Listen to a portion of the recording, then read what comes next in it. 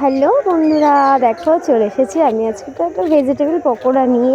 সন্ধ্যেবেলায় শীতের দিনে খুব ইচ্ছা করছিলো পকোড়া খেতে, কিন্তু ঠান্ডাতে তো বেরোতে একদমই ইচ্ছা করছিল না, তাই বাড়িতেই বানিয়ে ফেললাম কিছু সবজি দিয়ে।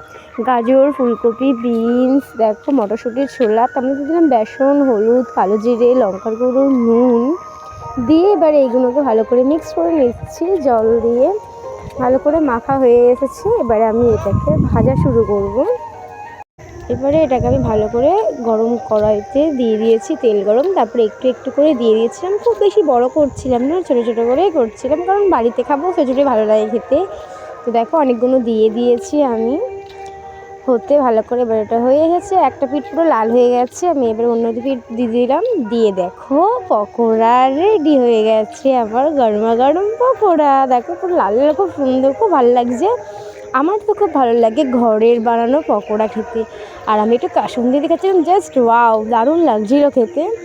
তো তোমরা কারা কারা বাড়িতে এরকম ভেজিটেবল দিয়ে পকোড়া বানাও, তোমাকে অবশ্যই কমেন্ট করো। আর ভিডিওটি ভালো লাগলে অবশ্যই like, comment, share and subscribe করে দিও।